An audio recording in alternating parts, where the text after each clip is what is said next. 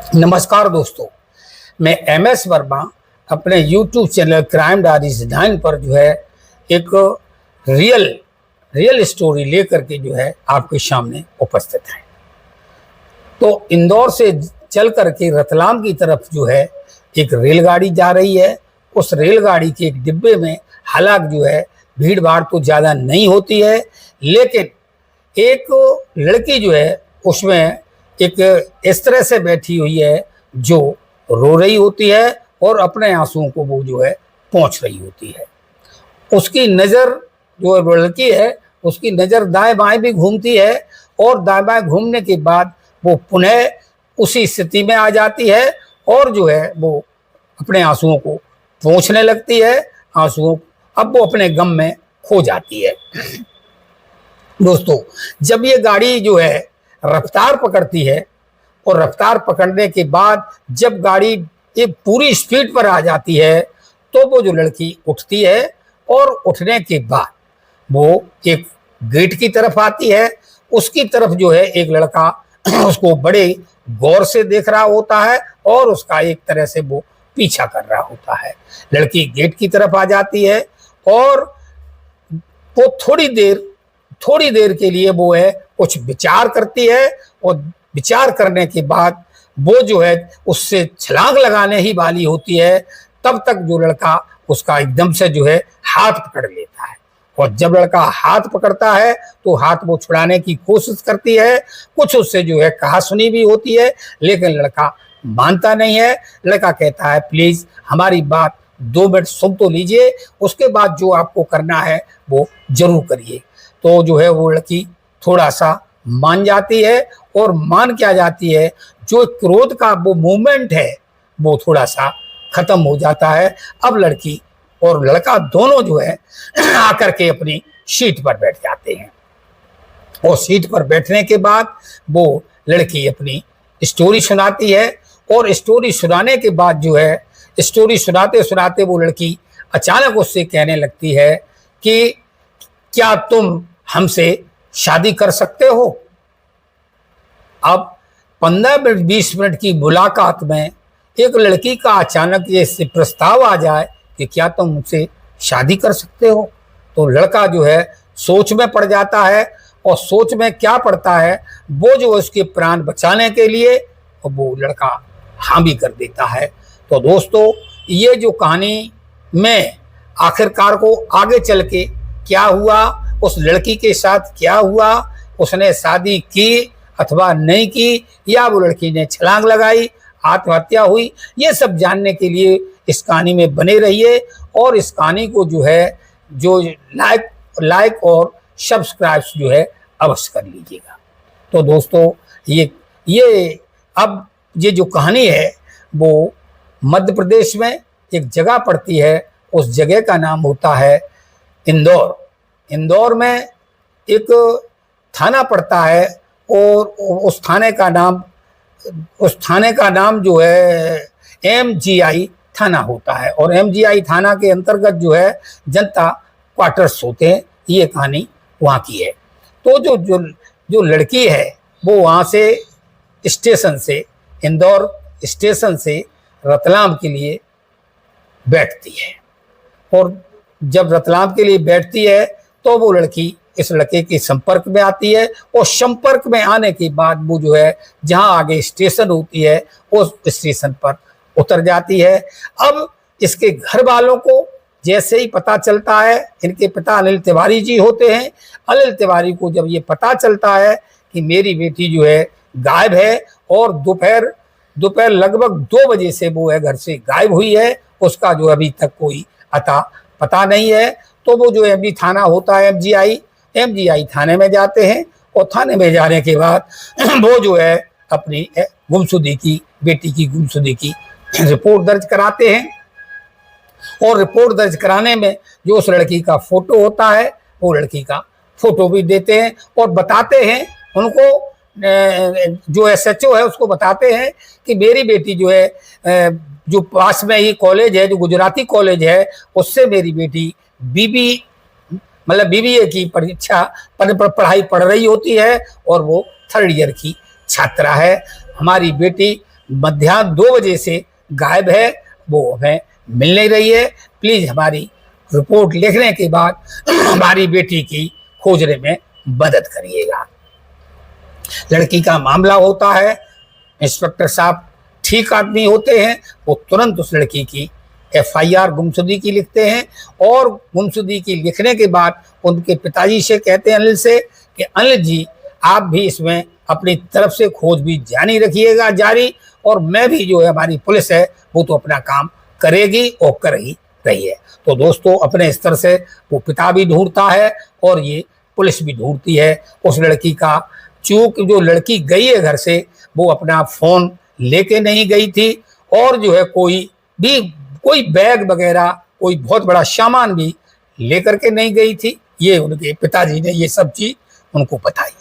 अब पुलिस वाले जो है वो एक ही उनके पास उपाय होता है, सबसे पहले होता है फोन, और फोन के बाद होता है CCTV कैमरे।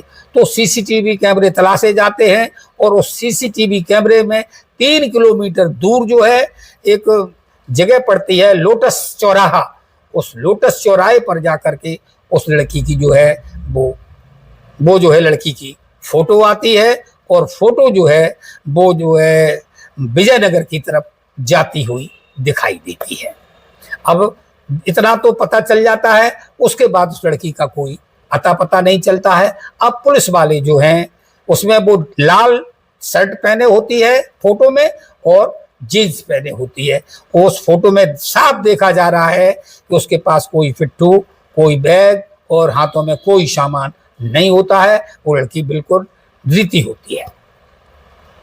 अब पुलिस वाले इतना तो पता लगा लेते हैं, उसके बाद उसे घर जाते हैं और अनिल जो है तिवारी जी को पूछते हैं कि उनका जो है बेटी का फोन कहाँ है। तो फोन वहाँ मिल जाता है और फोन के हिसाब से वो लोकेशन ढूंढते हैं। उसका लोकेशन तो नहीं ढूंढते, उसकी डिटेल निकाली जाती है। जब डिटेल में जाते हैं तो ऐसा कुछ डिटेल में भी ज़्यादा उनको पल्ले नहीं पड़ता है, जिससे वो नंबर पर लगातार बात कर रही हो, वो ऐसा उसमें कुछ भी नहीं मिलता है। अब पुलिस के हाथ हर तरह से खाली होते हैं। अब 23 तारीख की ये घटना है, 24 कट जाता है और अब आ जाती है तारीख 25। 25 तारीख को जो है उसकी बहन एक लोकेशन देती है, पुलिस को एक क्लू देती है। उस क्लू में वो बताती है कि जो हमारी जो बहन है वो एक लड़के से बात करती होती है, एक लड़की से मिलती है और मिलाती भी है। अब जब उस लड़के का नाम पूछा जाता है तो वो लड़के का नाम गहलोत होता है और गहलोत के अब पुलिस जो है उस नाम को, उस क्लू को मान करके जो है वो गहलोत को ढूंढते हैं। गहलोत आखिरकार को मिल जाता है। 24 तारीख को जो है और 25 तारीख को, दोनों तारीखों को वो उसको लॉकअप में डाला जाता है, उसको पूछा जाता है। लेकिन वो लगातार जिस दिन पकड़ा गया था 24 तारीख को, उसका 24 तारीख को बयान ये था कि साहब मेरी बात जरूर होती थी, मैं जरूर उनके कांटेक्ट में थे, लेकिन पिछले कुछ दिनों से जो है उसने हमारा नाम जो है ब्लैक लिस्ट में डाल दिया है और उससे हमारा अब कोई ताल्लुका नहीं था, कोई संबंध नहीं थे। इसके अलावा मुझे साहब कोई जानकारी नहीं है। अब वो अपने बयानों पर अड़िग रहता है। 25 तारीख को फिर पूछा जाता है और वही चीज निकल के बार बार आती है और बार बार जब निकल के आती है तो अंत में उसको जो है पुलिस को, गहलोत को छोड़ना पड़ता है। समय का पहिया घूमता है और जब घूमते घूमते तारीख 28 आ जाती है, पुलिस के हाथ हर तरफ से खाली रहते हैं, कहीं कोई मिलने की उम्मीद नहीं होती है और पिताजी जो है वो भी बहुत परेशान हो जाते हैं, क्योंकि पिताजी के पास जो है बहुत अकूत संपत्ति होती है। कई मतलब यहाँ तक कि वो करोड़ों रुपए की संपत्ति का मालिक हुआ होता है अनिल तिवारी। तो उसकी बेटी गायब है तो वो बहुत परेशान होता है। अब जो है जो गहलोत है, जिसका नाम सार्थक है, सार्थक गहलोत को जो है पुलिस छोड़ देती है। अब 28 तारीख आ जाती है। 28 तारीख को जो लड़की श्रद्धा है, पीयू है, उसके 3 नाम हैं और उन तीनों नामों का वो लड़की एक ही होती है। वो अपने पिता को फोन करती है और फोन करने के बाद वो कहती है कि पिताजी, हमें जो उस लड़के का फोन था, वो लड़का अपना तो फोन छोड़ आई थी, वो जो लड़का उसके साथ ट्रेन में मिला था जिसने जान बचाई थी, उसके फोन से वो फोन लगाती है। और फोन लगाने के बाद कहती है, पिताजी मेरे पास जो पैसे थे वो खत्म हो गए हैं, कृपया हमारे लिए 500 रुपये डाल दो, मैं 2 दिन से भूखी हूँ। तो पिता जो है एकदम से रोने लगता है और जो उसकी आंखों से आंसू आने लगते हैं।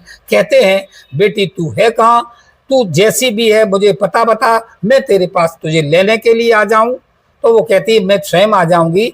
और वो कहता है, पिताजी जो तुम कहोगी हम वैसा ही काम करेंगे, तुम जिससे भी शादी करना चाहो मैं शादी भी उसी से करने के लिए तैयार हूँ, मगर तुम कोई गलत काम मत उठाना बेटी, तुम मेरे पास आ जाओ।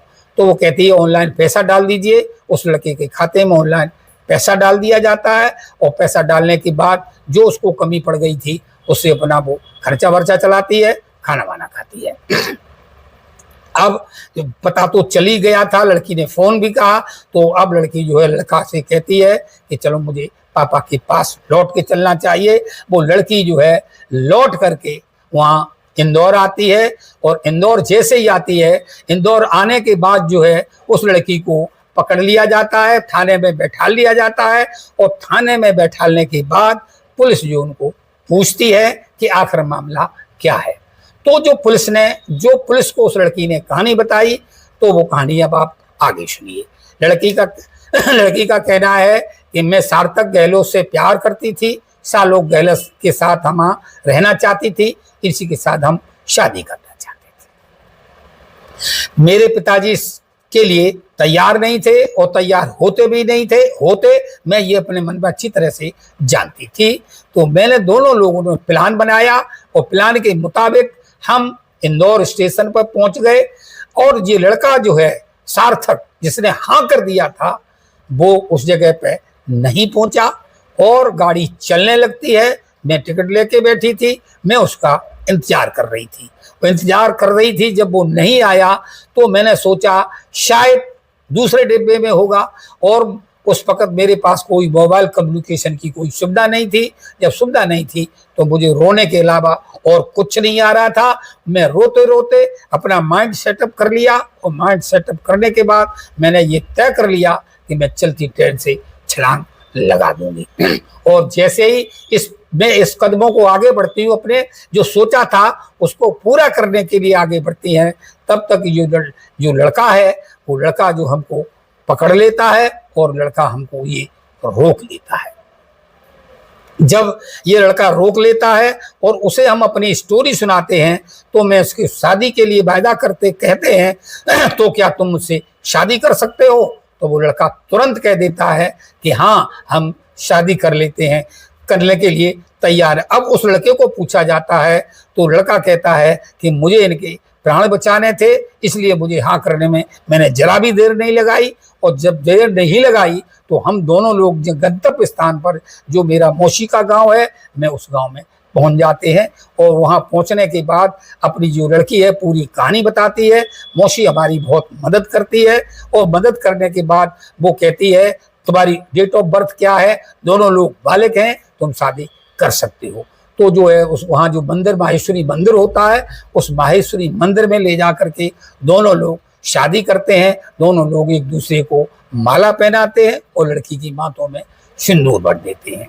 ये कहानी यहाँ पुलिस को वो बता रही है। और पुलिस से जब ये कहानी बताई, और तब पुलिस वाले भी सोचते हैं कि 15-20 मिनट की मुलाकात में एक आदमी कैसे ये कहानी, मतलब कैसे इस पर भरोसा किया जाए। पुलिस वाले सोचते हैं कि जो है इनके संबंध पहले से रहे होंगे, लेकिन ये संबंध इसलिए नहीं रह सकते कि वो लड़का काफी दूर का रहने वाला होता है, वो तो यात्रा कर रहा था। लेकिन जब कहा गया है कि रिश्ते ऊपर से बनते हैं, तो जो है ये कहानी इसी में है। और जब ये कहानी ये सोशल मीडिया के माध्यम से लोगों के कानों तक पहुंचती है, अखबार के माध्यम से लोगों के पास पहुंचती है, तो लोग अपने इस कहानी पर कतई भरोसा नहीं करते हैं, कहते हैं ये कहानी बनावटी है। लेकिन ये कहानी बिल्कुल बनावटी नहीं है, ये कहानी बिल्कुल सत्य है।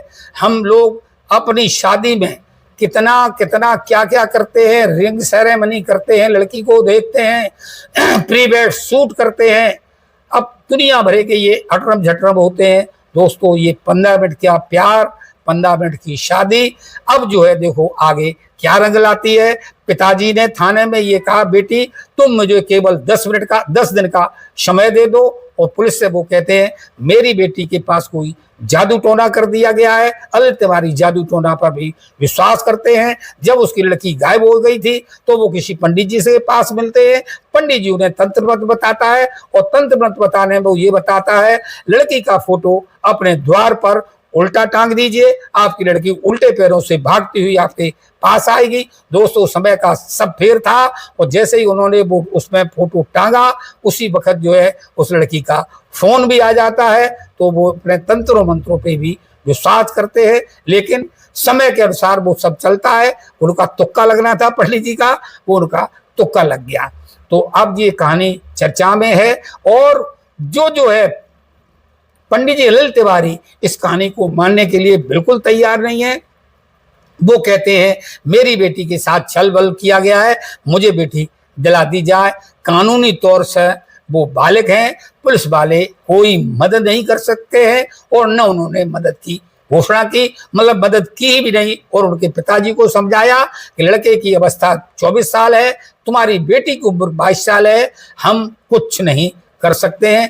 दोस्तों ये कहानी सुनाने का मतलब किसी को हैरान, किसी को परेशान करना नहीं है, सिर्फ जागरूकता है। और जागरूकता ये है कि कितने हम लोग कितना जानबूझ के शादी करते हैं, और दुनिया के जो आजकल कांड हो रहे हैं, कोई ड्रम में पैक कर रहा है, कोई पेट्रोल में, अभी निक्की कांड दिल्ली का नोएडा का सफल नहीं, वो अभी खत्म भी नहीं हुआ है।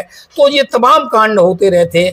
देखो दोस्तों ये कहानी आगे सफल होती है या नहीं होती है, लेकिन मैं फिर जाते जाते कहेंगे ये जो लड़की ने किया है वो गलत किया है। आखिर तुम्हारे बाप मातारी, पिता माता ने, रिश्तेदारों ने तुम्हें पाल पोस के इतना बड़ा किया है, उनकी देख रेख में अगर शादी होती तो कुछ कहानी ही अलग होती। नमस्कार दोस्तों, ये कहानी कैसी लगी कमेंट में जरूर बताइएगा। धन्यवाद, नमस्कार।